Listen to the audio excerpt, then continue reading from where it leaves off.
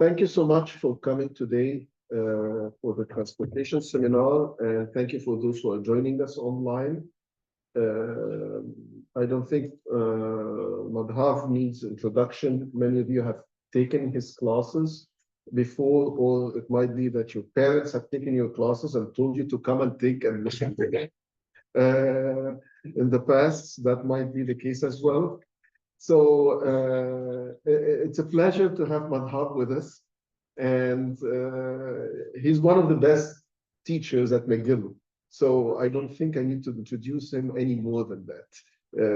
And I really enjoyed listening to him. So he was generous to say yes to come and give us a talk as part of the seminar. So thank you.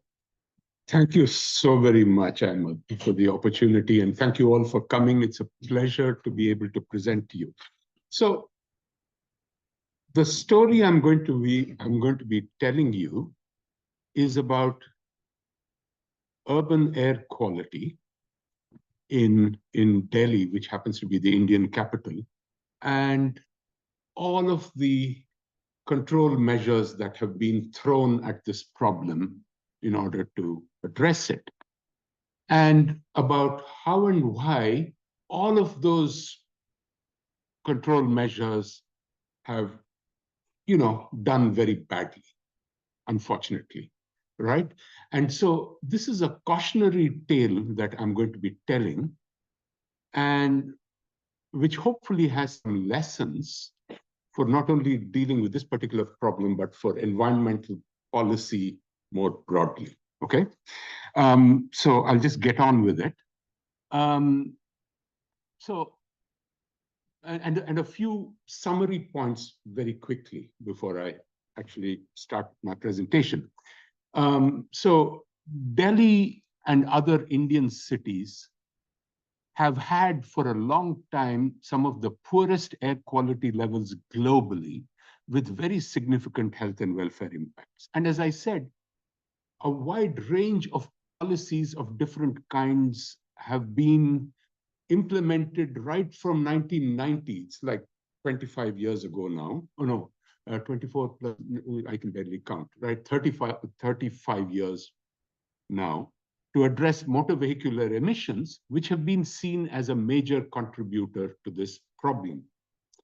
And in Delhi, compressed natural gas, okay, which is essentially methane, was implemented as an alternative transport fuel on the public and for-hire motor vehicles, right, in 1998.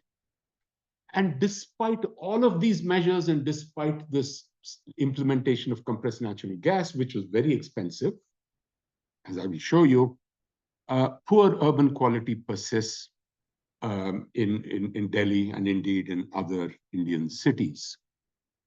Some conclusions and lessons right up front, which I will stress again at the very end in a bit more detail. So this policy actually reduced particulate and greenhouse gas emissions per bus per kilometer, right? But its effect on air quality in Delhi, which was its main rationale, is highly debatable, as I'm going to show you and argue, right? It was characterized by very high capital and operating costs.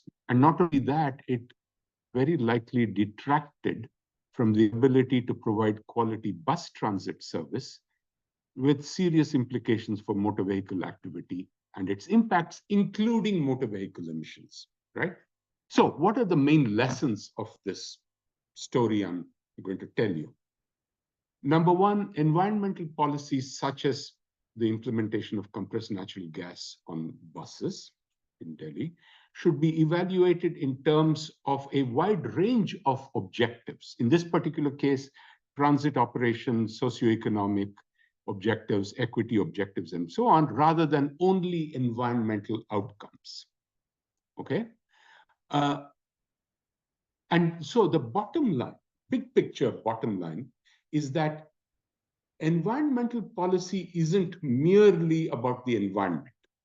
Okay, should not be merely about the environment. And urban transport policy also should not be merely about urban transport, right? That's the big picture, I would say, takeaway. And further, it is counterproductive to view urban quality through the lens of urban transport, especially in the global south, as I will show you, or indeed to view urban transport largely, even if not exclusively, through the lens of air pollution or climate change, as is increasingly being done. Okay, so those are the sort of big picture takeaways from the story I'm going to tell. But before I go on, let me say that this is a story that involves multiple issues and dimensions. So it focuses on urban air quality, motor vehicle emissions, alternative transport fuel systems, vehicle emissions modeling, and therefore environmental policy. It also focuses very importantly on public bus transit, the operational and financial performance of public bus transit, and ridership on public bus transit, and therefore also very importantly on urban transport policy. And last but not least, it also deals with the political economy of decision making. So it's all of those issues, right? And it has multiple dimensions: scientific, technological, policy, analytic, political, institutional, and as I said, political economy, right? And there are a whole bunch of technical details because, you know, it inevitably involves issues of science and technology, but I'm going to keep those to a bare minimum in telling my story. So here's my agenda for the presentation. I'm going to very briefly discuss the air quality situation in Delhi and air pollution sources, the policy measures over time, including in particular the implementation of compressed natural gas on buses and other public vehicles in Delhi to address this problem, its justification, timeline, and what it in fact involved, and then some key policy analytic questions, and then how did CNG implementation in fact perform in terms of emissions reductions and contribution to air quality improvement, and what were the impacts of that implementation in terms of operational financial performance of the bus transit fleet, in terms of all of these issues. Finally, conclusions and lessons for both environmental and urban transport policy. So moving on. So Delhi, which is the Indian capital, has had the reputation right from the 1990s as being the most polluted city in the world. I mean, certainly among the most polluted, if not the most polluted in terms of air pollution in the world, right? And so this is a BBC report from 2015, like 10 years ago. And it's titled Breathing Poison in the World's Most Polluted City, right? And then these headlines from The Guardian are from like 2 weeks ago, 18th November, which is like actually a week ago, right? Pollution in Delhi hits record high, cloaking city in smog, closing schools, offices, barring heavy vehicles. Smog crisis envelops Indian capital as Pakistan province declares emergency, because this is a regional problem, right? And in fact, the bottom picture is actually of the great Taj Mahal, which you can barely see in Agra, south of Delhi, because of the massive smog, okay? So this is a problem that has been going on from the early 1990s, continues to persist, right? And if you look at the most recent data, as I did, right? This is produced by IQ Air, 2023, most recent data. And this is show you the quality in terms of concentrations of PM 2.5, okay? Which is particulate matter of aerodynamic diameter 2.5 microns or less, which are the most health critical, right? And you'll see way up there, number one, Delhi. And not only that, if you actually, so these are all the capitals, regional capital cities. Delhi is number one. But if you look at all the cities in the world, okay, you will see Delhi number 6. And look at all the cities above Delhi, they're all in India, and one of them in Pakistan. And in fact, I looked at the top 100 cities in this listing. The vast majority are in India, with maybe one or two from China or whatever it is. So this is the situation that's been going on for decades now, right? So what is being done about it, right? And what are the sources that contribute to this problem? It is undoubtedly the case that rapidly growing motor vehicle numbers, ownership, and activity have been a very important contributor to the problem. And in this chart, right, I want to highlight, so this shows, the top left-hand chart shows the growth in various motor vehicle types over time relative to 1993. And so I want to highlight this particular curve, which is the yellow curve, which shows all motor vehicles having increased fivefold, okay, relative to 1993. And then, in fact, the greatest increase, quite interestingly, quite recently, has been in terms of taxi ride-hail services, Uber, Ola, and things of this sort, which is this curve, fastest growing, right? With profound implications for motor vehicle activity and so on. But also look at this one right at the bottom, that is buses. It is buses, public bus transit fleet, in which there's been the lowest growth. And that also has, as you can imagine, profound implications for motor vehicle activity, right? So, and this is a picture drawn from India Today a few years ago, showing the massive traffic congestion, which is a daily feature of not only Delhi, but many other Indian cities, such as Bangalore and so forth in the south. So there are a whole bunch of factors that contribute to urban air quality. Motor vehicle growth is one of them. And in addition, of course, sprawl, the fact that vehicles from neighboring states in Delhi ply through Delhi, traffic congestion. It is certainly the case that vehicle emission and fuel quality standards have improved vastly since 1990, but in-use emissions are extremely poorly controlled. And by the way, let me tell you that the population of the metropolitan area around Delhi is around 30-odd million people, okay? 30-odd million people, and the what is called the National Capital Region, which includes various neighboring states, is like 45 to 50 million people who are exposed to such high levels of air pollution. That is a population far higher than Canada's total population. So, you know, in terms of health and welfare effects, that is the situation we are looking at, okay?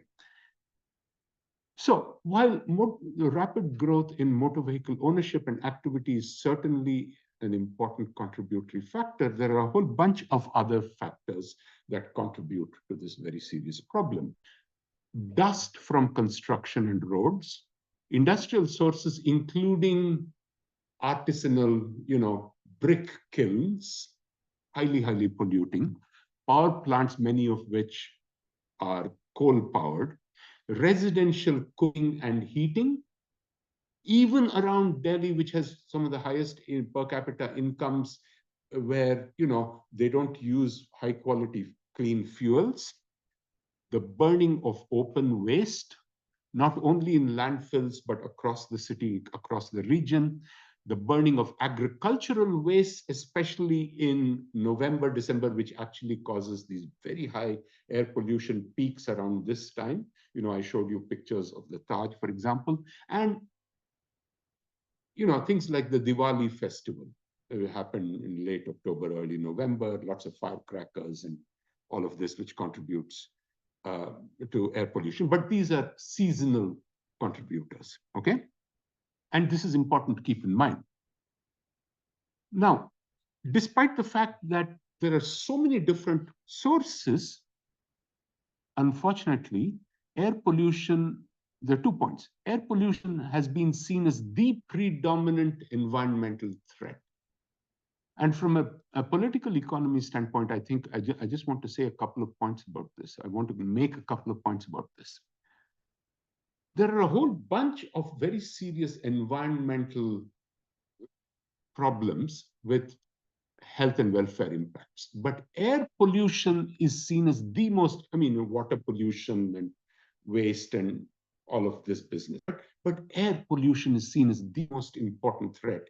And that is because, it is an equal opportunity environmental offense. While the higher income groups can insulate themselves from bad quality water, air pollution by its very nature is something that nobody can insulate themselves from.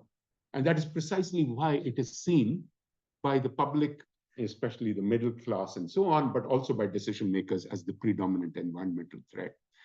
And Delhi and other metropolitan centers, but particularly Delhi, have been prioritized for air pollution control action. But further, motor vehicle exhaust emissions are seen as the major source of air pollution and therefore the major target for air pollution control. Okay, so most major air pollution control measures are focused on motor vehicle emissions. And so a whole range of measures have been developed and implemented to address motor vehicle emissions. Okay, and those have been phased so that they are implemented first in Delhi and then the other metropolitan centers and then eventually across the nation. And this chart, it's very complicated. It shows you the range of policy measures in terms of improved vehicle emission standards over time, improved fuel quality standards over time, all kinds of things, including compressed natural gas, which I'm going to be focusing on, which have been thrown at this problem from the early 1990s. Okay, and there are two points I want to stress here. Right, there are a whole bunch of vehicle emission standards that have been put in place, progressively more stringent. Right, but as you can imagine, as you tighten vehicle emission standards, they are applied only to new vehicles, right, which are put on the market. The great thing about fuel quality standards, on the other hand, is that the moment you introduce a tighter fuel quality standard in terms of reduced sulfur levels in gasoline or diesel, they get implemented fleet-wide straight away. And so fuel quality standard improvements are, in a way, far more important than vehicle emission standards, especially when sulfur levels have been very, very high, as was the case in the Indian context. So as you can see, compressed natural gas was implemented on the bus fleet and for-hire motor vehicles, okay, in Delhi, mandated in 1998, but effectively implemented 2001 to 2004. But just before that, there were major reductions in sulfur content in diesel and gasoline and so on. And this is a very important detail from the point of view of the story I'm going to be telling you, right? And so those are the two key points. Now, additionally, keep in mind that other key measures were implemented in the late 1990s, apart from policy measures focused on motor vehicle emissions, exhaust emissions. Those were, the relocation of highly polluting brick kilns and other small industries from the Delhi region, from the metropolitan area outside, and the introduction to a certain extent of clean cooking fuels, okay? And so all of this needs to be kept in mind. It's important from the point of view of the story I'm going to tell you. So now let us focus on the implementation of compressed natural gas, okay? So the situation is becoming so bad, air quality-wise, in the late 1990s in Delhi, that there was a public interest litigation in front of the Supreme Court of India. And in 1998, the Supreme Court of India ruled that no 8-year-old buses could ply in Delhi except on CNG or other clean fuels. Okay, and that pre-1990 three-wheelers, auto rickshaws, for hire three-wheelers, taxis would have to be converted to compressed natural gas by this deadline of March 31st, 2000. Okay, now, and here's the key point. All buses, three-wheelers, taxis, which accounted for maybe no more than about 100 to 200,000 vehicles total, were required to be converted to CNG, not the millions of private motor vehicles. It's understandable, but it's important to keep that in mind, okay? Now, there were a massive, as you can imagine, this was mandated to be done over a very, very tight timeline between 1998 and 2000 and 2000. It's like literally 2 years, okay? And as you can imagine, trying to implement this massive, compressed natural gas on buses means that you also need to put in a massive fueling infrastructure citywide in all the bus depots, all of this business at phenomenal cost. So there were massive technological, logistical, financial, institutional challenges, and a chicken and egg kind of thing. The vehicle manufacturers were not willing to invest in bus technologies unless there was going to be this assured fuel supply. The fuel supply, the fuel manufacturers were not willing to invest in fuel infrastructure unless there was going to be a sufficient demand for it, as you can imagine, right? And so the Supreme Court basically got into the act and got all of these people to coordinate with each other. And it was actually done amazingly well, considering everything, right? But the implementation of compressed natural gas began only in around 2000, even though the deadline was March 2000. Okay? And in the meanwhile, a large number of diesel buses, conventional diesel buses, had to be scrapped due to the age limit, which was mandated. And so by the time of the deadline of March 2000, actually by March 2001, only 150 compressed natural gas buses had actually been implemented at the public bus transit company, Delhi Transit Corporation. And it's only between 2001 and 2004 that they implemented a large number of CNG buses. 3,100 buses were put into service 2001, 2004. And then in 2007, 2011, 3,700 more low-floor and low-floor air-conditioned buses. Okay, low-floor along the lines of the buses that run on Montreal streets were introduced. And these alone, just the buses, about 6,800 buses or so, cost close to $1 billion. And so you've got to also keep in mind that all the fueling infrastructure would have been another billion or whatever it is, who knows, right? And by the way, here's the other political economy. I mean, interesting point from the point of view of political economy. The second stage implementation of CNG buses between 2007, 2010 happened mainly because the Commonwealth Games were going to be held in Delhi in 2010. It's not like, it was driven massively by concerns over health and welfare effects.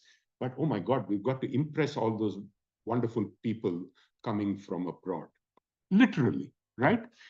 So that is what it was.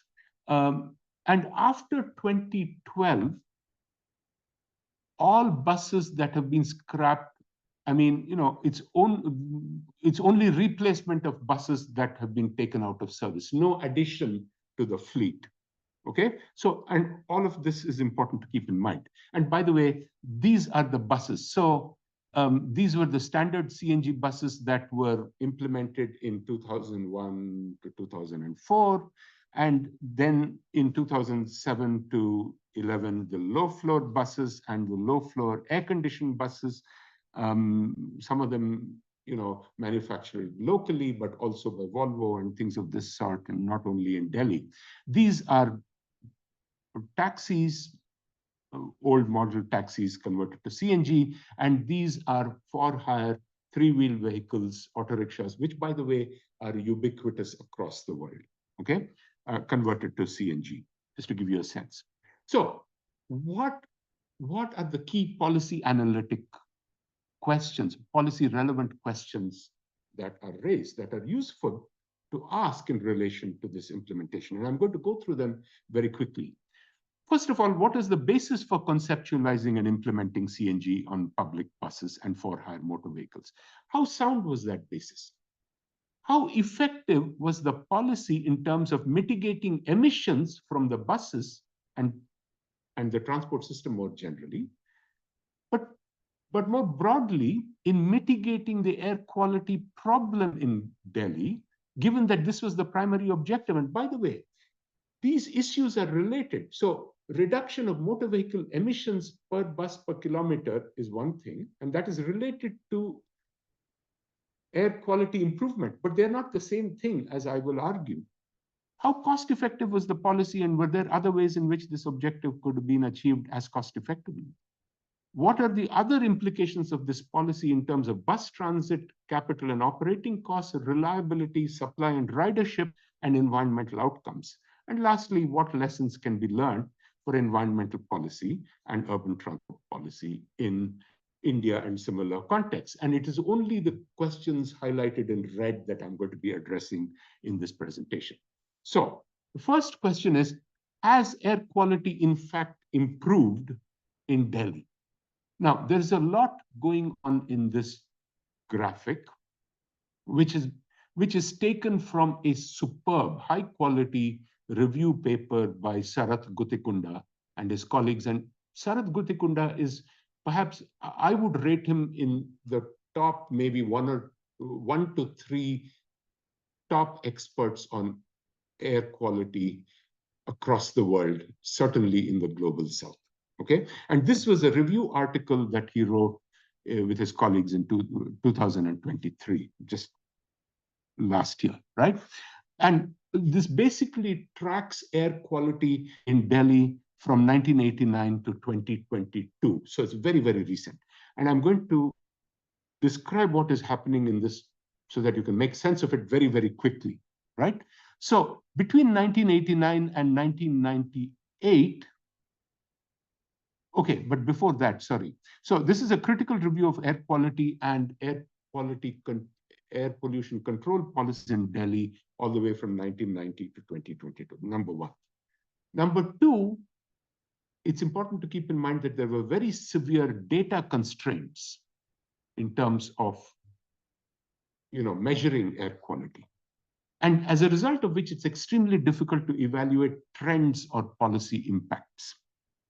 Okay, overall, highly inadequate monitoring and the reliability of air quality monitoring is extremely doubtful, but this is the very best we have for Delhi. Okay, and so let me now describe to you. So 1989 to 1998, there was only manual monitoring of air quality at different locations in the city. Okay, and that was in terms of PM10. From which PM 2.5 levels have been derived. From 1999 to 2006, there was continuous monitoring. In the first case, it was total suspended particulates from which PM 2.5 has been derived.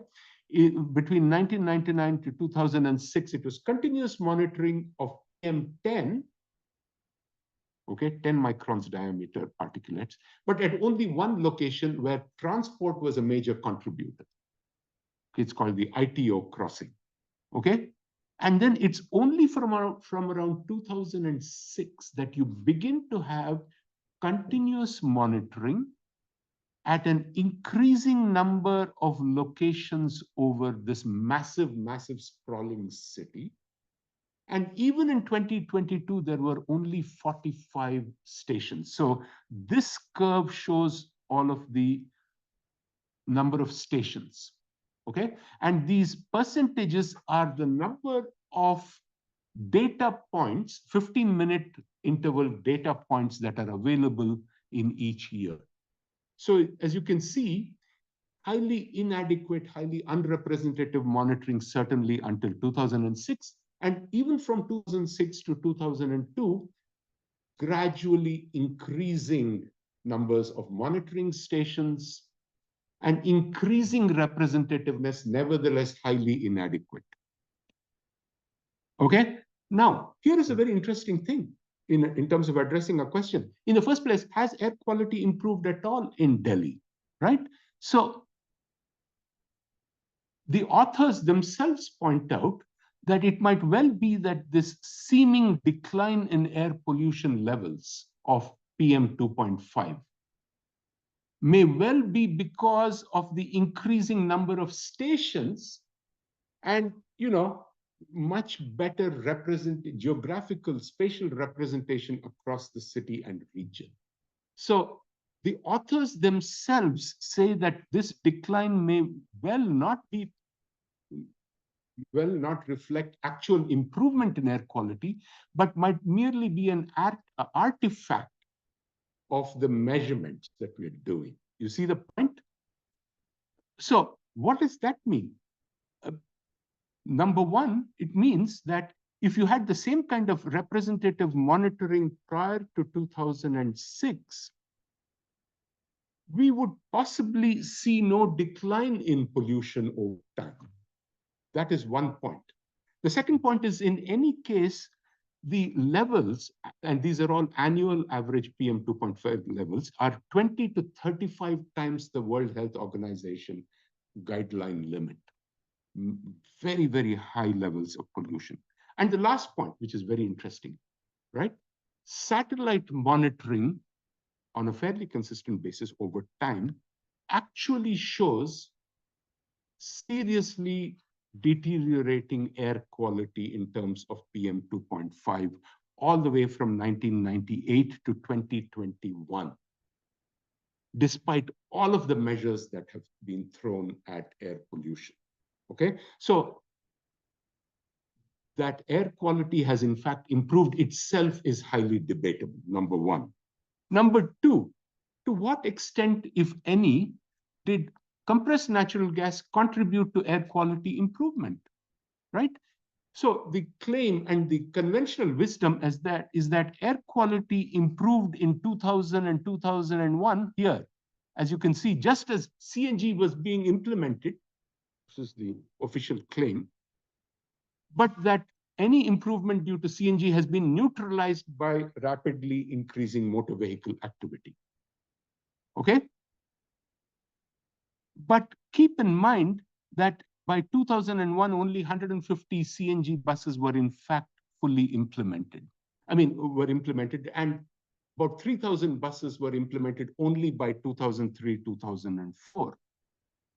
And in the transition process, because they had to scrap a whole bunch of diesel buses, conventional diesel buses, older than 8 years, before 2000, 2001, there was a massive drop. And by the way, this comes from the amazing PhD work that Dr. Kristin Krelling did here in this school. Okay, this amazing drop in the bus fleet.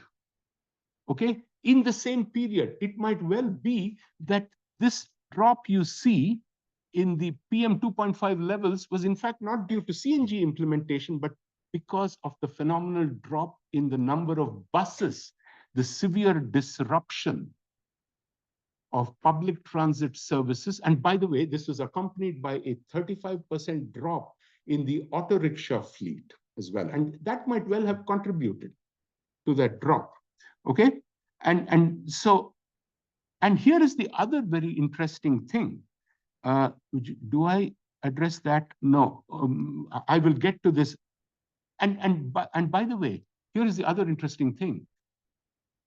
There is actually an increase in PM 2.5 levels after full implementation of CNG. So, bottom line, the effect of CNG implementation, despite all of that massive cost and all of this massive disruption to public transit services, is also highly debatable. Okay? Now moving on.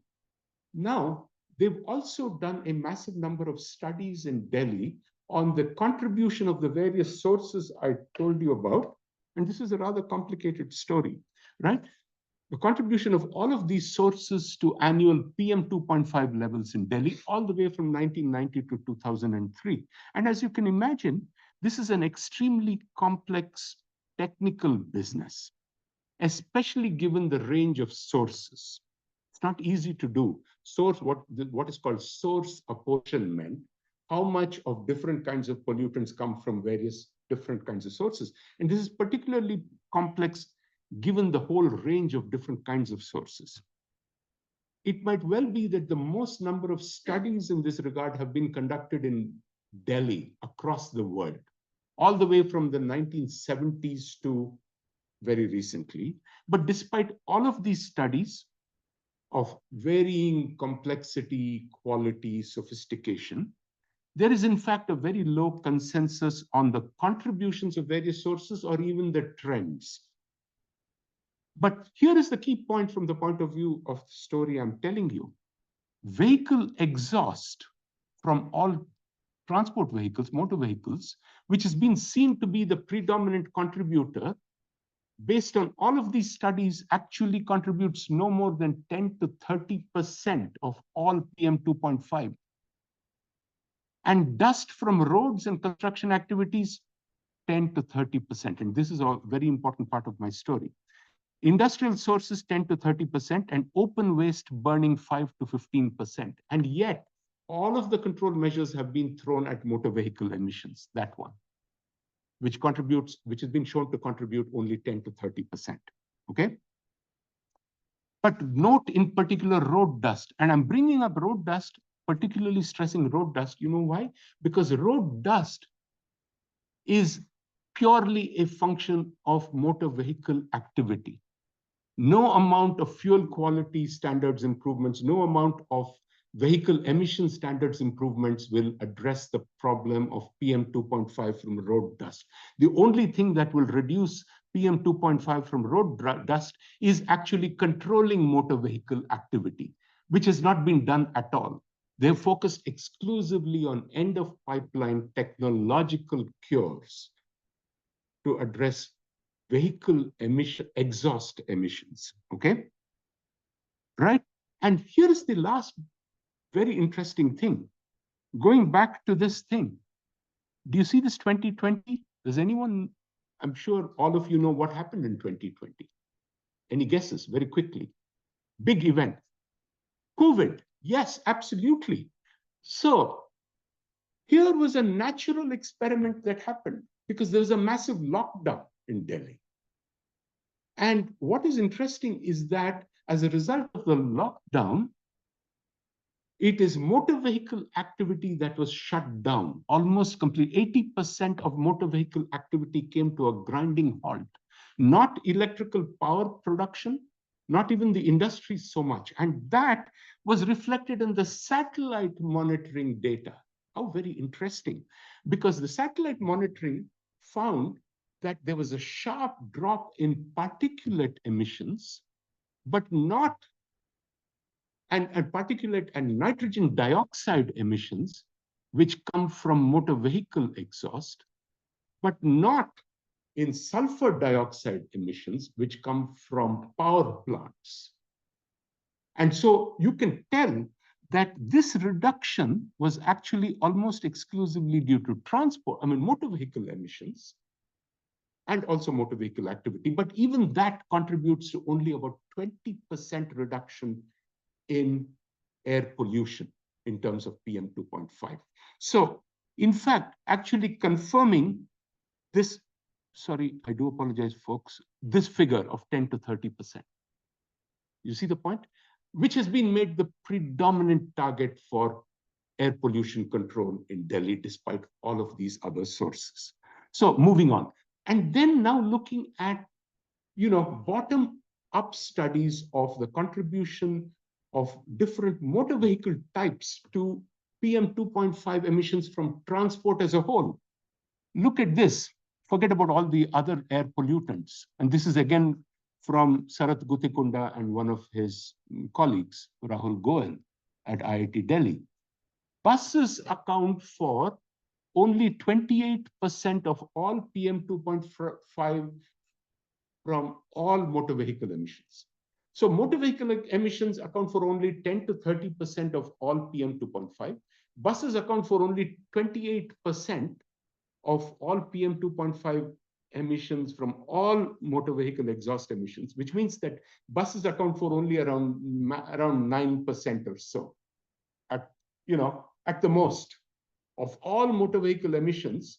And yet they went and implemented CNG at phenomenal cost, focusing on buses, and expected it to improve air quality.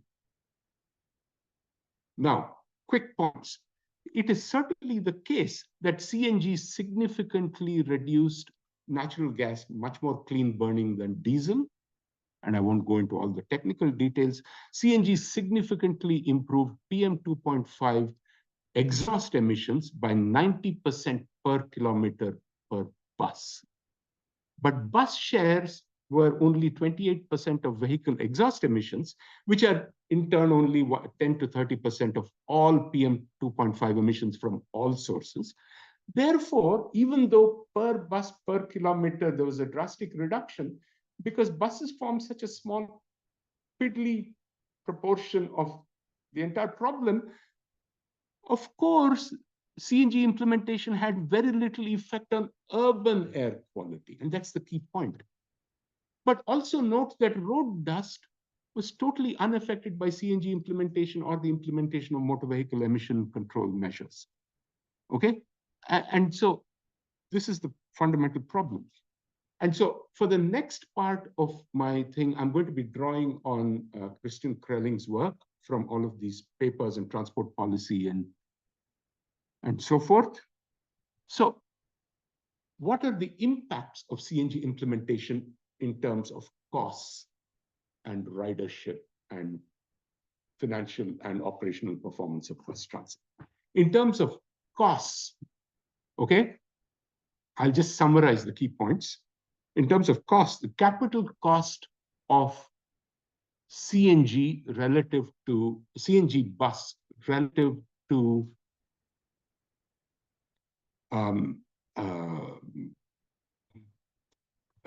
conventional diesel was around, was it about 30%, 20 to 30%, okay? Low floor buses relative to standard buses, double the cost, okay? So massively increased capital costs, massively increased operating costs, and this is an accounting of the life cycle costs of CNG versus diesel for different, for standard buses, low floor buses, and low floor air-conditioned buses. So in terms of capital and operating costs and maintenance costs, significantly higher as a result of CNG implementation, okay? And because of much higher operating costs in the case of CNG, okay, relative to conventional diesel, which they replaced, quite apart from the much higher capital costs, there was a much lower recovery of those costs from your fare box revenues, which severely affected the financial situation of DTC and its ability to continue to deliver quality public transit service and invest in new buses, right? And last but not least, look at ridership, which is very interesting, right?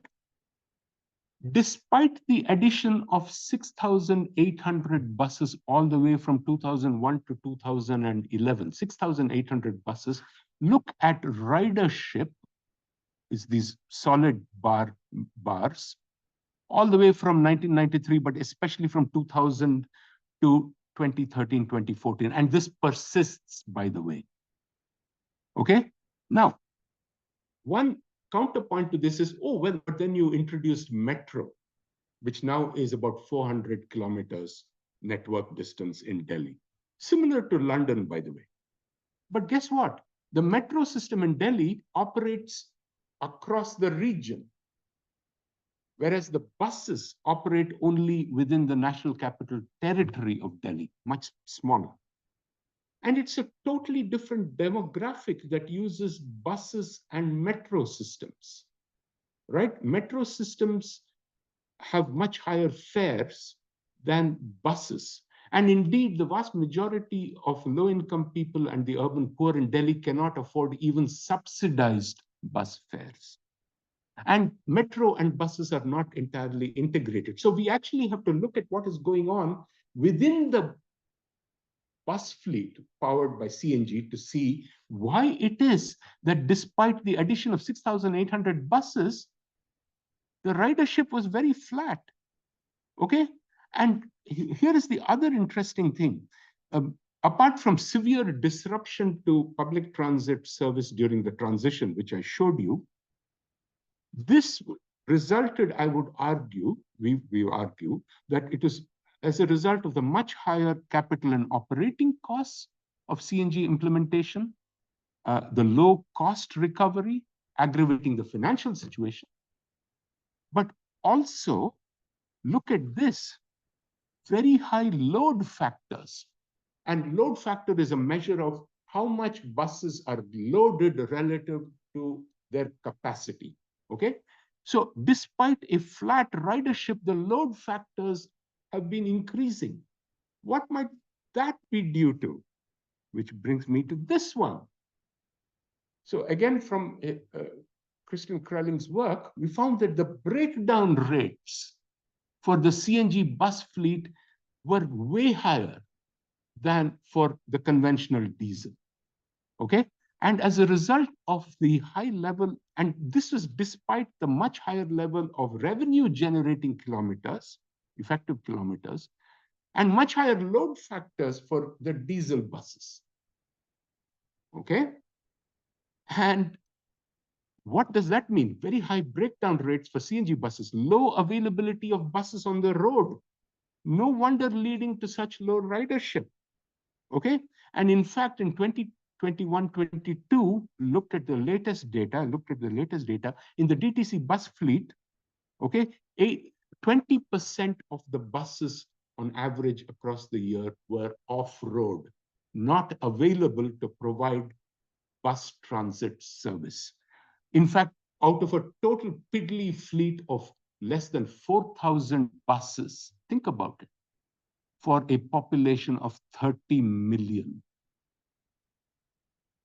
London, with a metropolitan area population of 12 million, has 9,000 buses, in addition to an amazingly well-integrated tube, district lines, regional rail lines, and so on and so on. Okay? So all of this. So these factors, besides poor modal integration, very poor pedestrian accessibility to public transit, and virtual lack of travel demand management measures in terms of pricing, parking control, parking pricing, and so on, likely contributed to poor quality bus transit service and low ridership, with profound implications for increasing motor vehicle activity, emissions and other impacts, and also equity as public transit supply severely reduced. The fact that only 3,000 to 4,000 buses being in service despite the large capacity addition of 6,800 buses and the flat ridership with very high load factors shows that the effectiveness of CNG buses in replacing polluting motor vehicle trips was very low, which means that lots of people were just forced to go back to their personal motor vehicles, contributing to air pollution. No wonder there was no improvement in air quality. Even worse, CNG implementation which is the point, by affecting bus transit supply and capacity and ridership has likely been counterproductive in terms of its stated objective of reducing vehicle emissions itself. Okay, by forcing people to shift to personal motor vehicles. And here is another very interesting technical fact. And you discover this only by looking at the air pollution literature. And this relates to one of the key points I'm going to be making at the very end, with implications, lessons for these kinds of studies. It turns out that people who are doing work on engines, not people in urban transport, not even people looking at vehicle emissions writ large or air quality or whatever, people, mechanical engineers looking at the performance of diesel engines and CNG engines, discovered that while CNG engines relative to diesels reduce mass, particulate PM2.5 mass quite significantly, the particle numbers go up massively for CNG.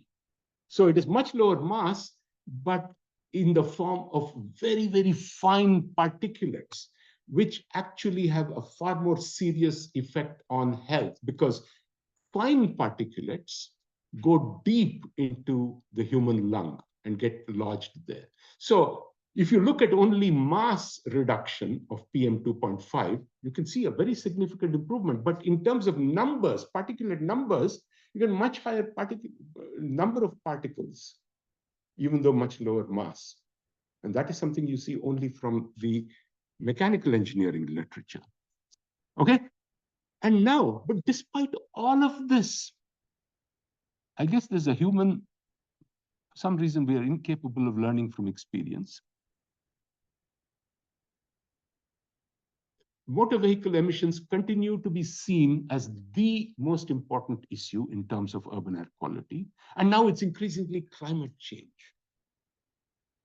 And I'm not at all suggesting that climate change isn't an important issue. It is the defining environmental issue of our age. But it's a very bad idea, I think, to frame every problem almost exclusively in terms of climate change. It's a very bad idea, personally. And because now there's a lot of funding, everybody thinks electric vehicles are going to be the answer, the panacea. And this is happening in India as well. So motor vehicle emissions are still seen as a major, even if not the most important contributor to poor air quality. Most planned policy measures, even today, are being targeted at it, despite all of this evidence I've shown you. And electric vehicles and buses are being introduced rapidly in India as well. It's going on here as well, okay? Guess what? Electric buses are 3 times more expensive than equivalent CNG buses, which themselves are way more expensive than diesel buses, okay? And here are the very interesting implications for air quality, safety, and urban transport. I'll go through this very quickly. This is a very interesting study that appeared in Nature, okay, in 2021. And it shows that, and this is quite obvious, the climate benefits from electric vehicles is very low in contexts where most of your power, electrical power, is generated from carbon-intensive fuels like coal. So in fact, in Germany, USA, even today, Japan, China, India, Australia, the climate benefits from electric vehicles are going to be very low. Guess where they're going to be some of the highest? In Norway and in Canada, particularly where we are right now, because most of our electrical power comes from hydro, right? But that is, and that is from the point of view of climate benefits. Look at air quality benefits, very interesting. Look at this. It's not very clear, it's OECD data. So for diesel, equivalent diesel, gasoline, and battery electric vehicles, okay, PM2.5 emissions from the vehicle, from all vehicular sources. So you got road dust, road wear, wrong spelling, blame OECD, tire wear, brake wear, and exhaust. Okay, right? Look at battery vehicles, battery electric vehicles relative to diesel and gasoline. Same amount of dust. It doesn't matter whether it's electric vehicle or gasoline or diesel vehicle. Same amount of road dust. In fact, electric vehicles are much heavier. Okay, road dust same, road wear same, tire wear much higher. So PM2.5 from tire wear is going to be much higher for battery electric vehicles. You know why? Because for equivalent battery electric vehicles, much heavier than gasoline or diesel. Okay, and it's only the exhaust, local exhaust, okay? That is brake wear. Sorry, the last one, the blue one is brake wear. And any guesses for why brake wear is much lower for electric vehicles relative to gasoline or diesel? Very quickly, anybody. Regenerative braking, absolutely, which is one of the advantages of electric vehicles, okay? But there is no local air pollution, local exhaust emissions, but you continue to have all of these emissions from these other vehicular sources. So it isn't as if just implementing electric vehicles is going to bring down your local air pollutant emissions from the vehicle as a whole to zero, okay? And because electric vehicles are far heavier than equivalent gasoline diesel vehicles, serious safety implications.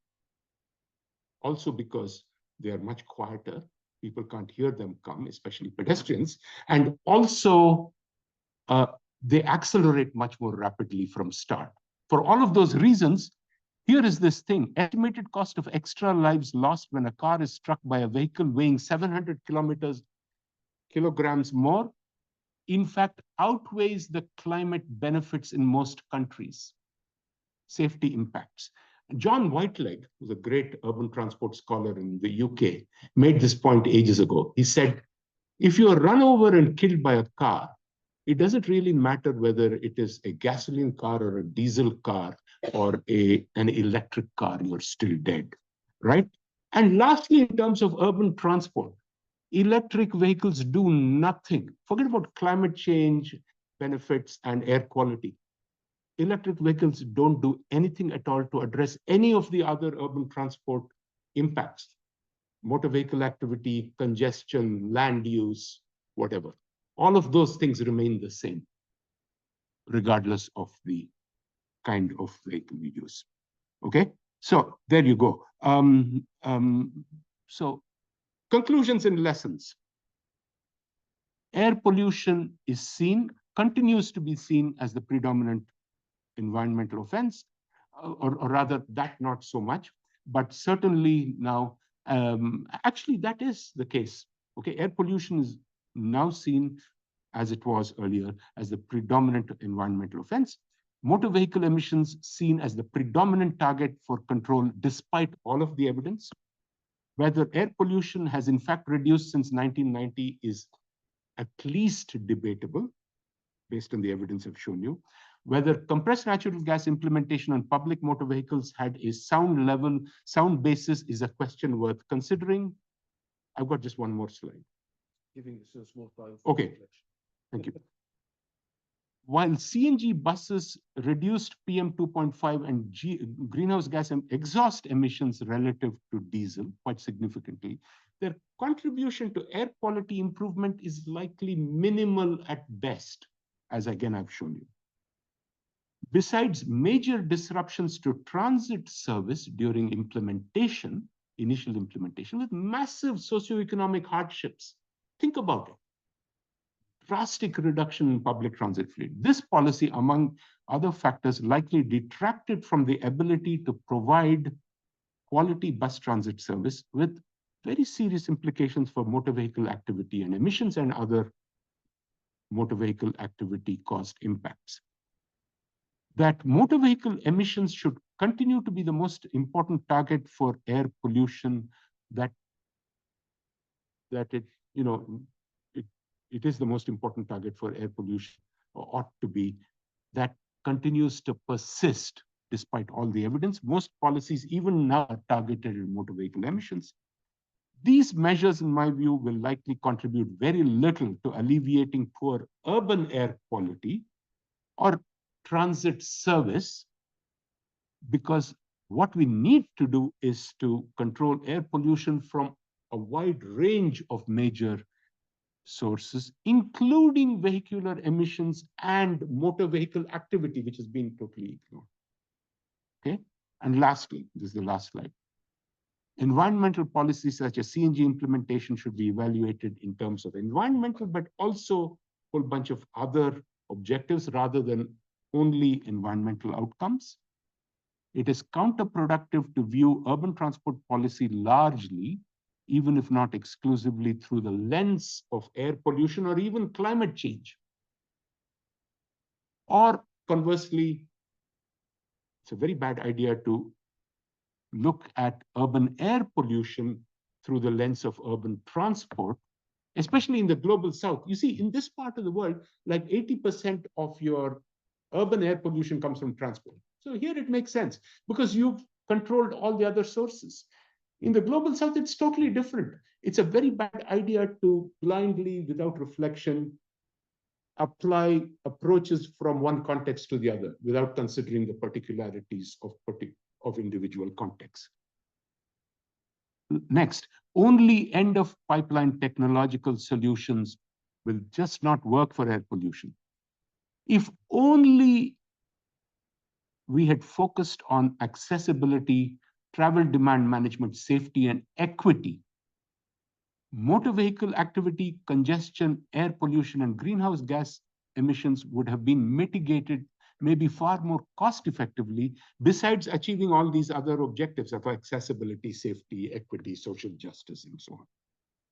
Given multiple urban transport impacts and objectives, there is a need for policies that attack all these impacts at one go, rather than just focusing on air pollution or motor vehicle emissions, especially in contexts like India, where your resources are highly constrained and you've got so many things to focus on, like water pollution and sanitation and all of this business. Last 2 points. From the point of view of research and policy making, I think a major barrier is that research and policy making on air quality, on vehicle emissions, on public transit and urban transport policy operates in silos. Guys who do urban transport policy have no clue about what is going on in air quality. People focusing on air quality have no clue about urban transport policy. You see, and all of these things are inevitably very tightly linked. And you need someone in the system. I'm not suggesting that everyone doing urban transport policy should be fully aware of vehicle emissions and air quality modeling and all of this business. Someone in the system needs to integrate perspectives from all of these things, bring them together and say, what does this mean for policy analysis and policy making?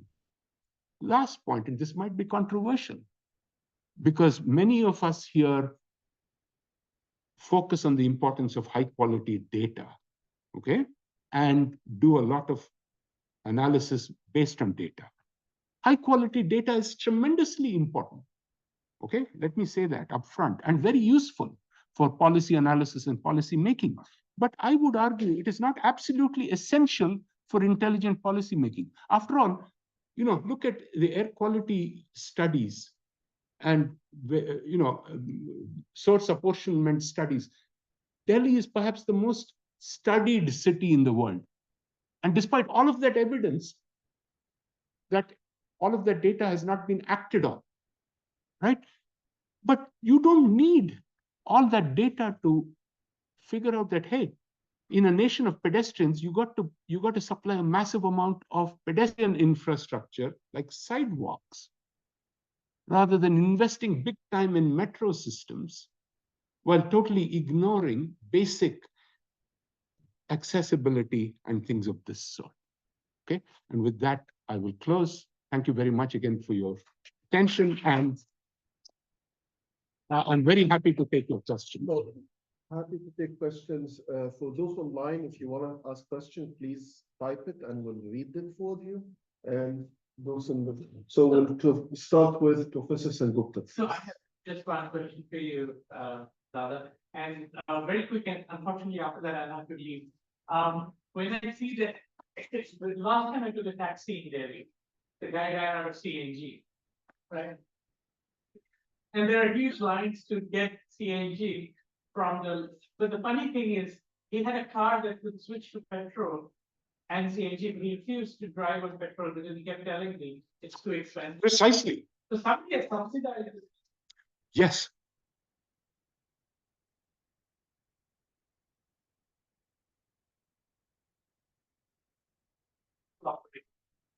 Great points. Thank you very much. And that is precisely what is shown here.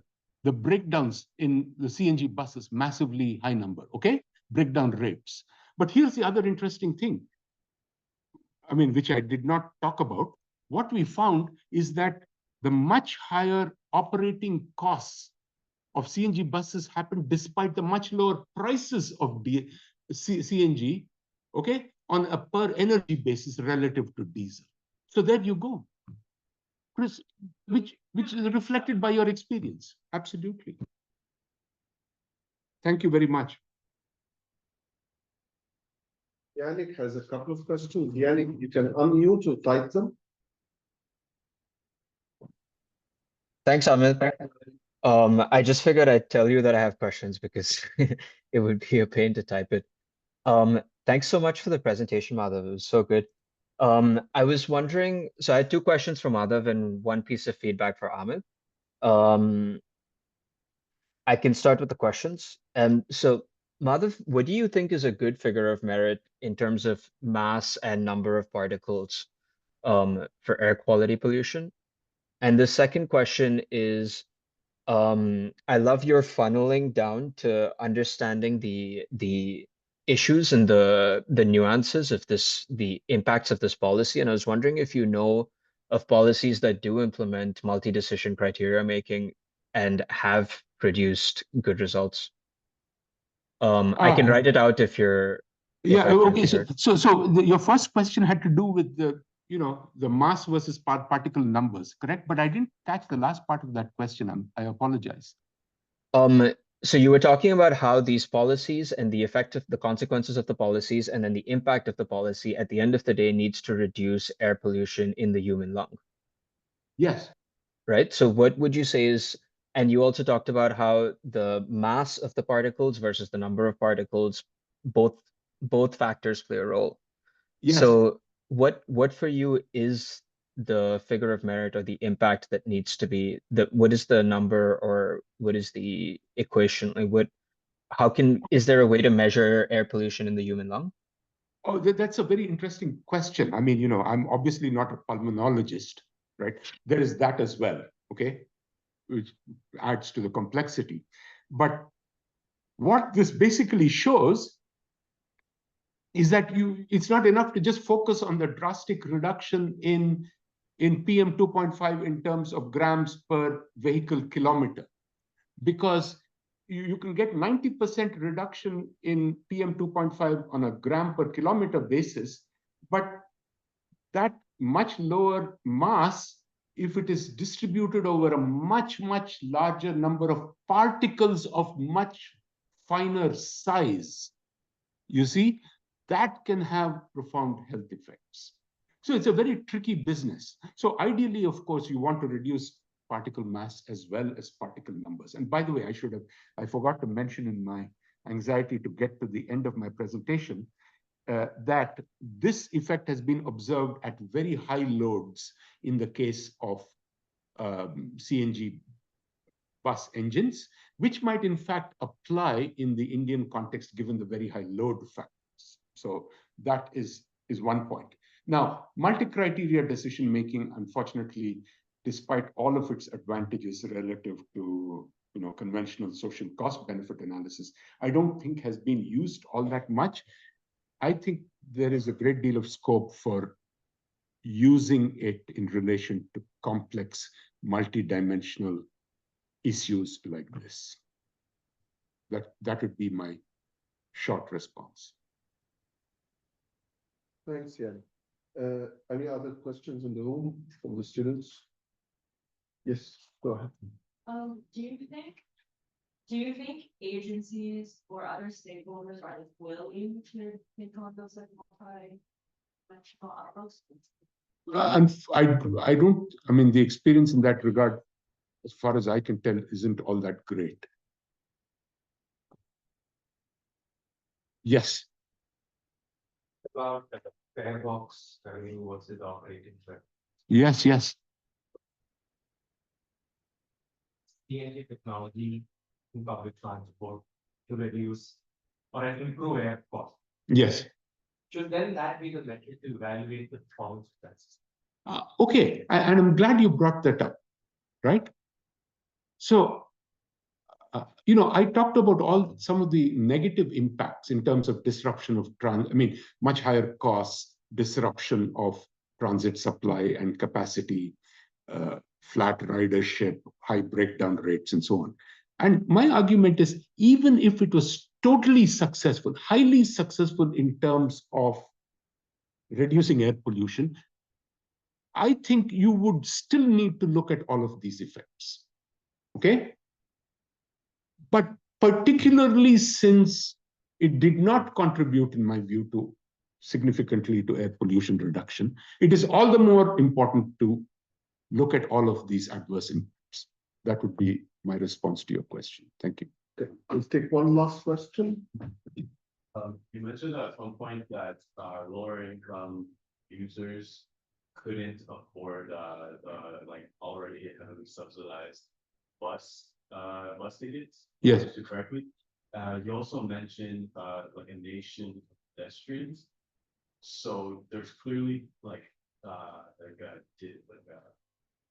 big difference in the service that's provided and the service that people can afford. Absolutely. Is this because the service is too expensive because we've restricted the types of vehicles that can use the service, or is it just because the lower income can't afford on its own? And how do you tackle that? Well, it's due to a whole bunch of factors, but one very important factor, and this is where political economy is very important, it's just that, decision makers, would rather invest massively in metro systems than in bus transit. Okay? Since around 2000, I don't have the figures off the top of my head. Literally billions have been invested in metro systems. I'm not arguing against metro systems. It's just that, yes, you provide metro systems, you provide highways, but you also have to ensure high degree of pedestrian accessibility and a high degree of bus transit supply well integrated with metros, and which is also convenient and affordable so that low-income people can also use it. I must, in fairness to the Delhi government, I should also point out that recently, over the last couple of years or so, they have in fact provided totally free bus travel to women, which is quite amazing, right?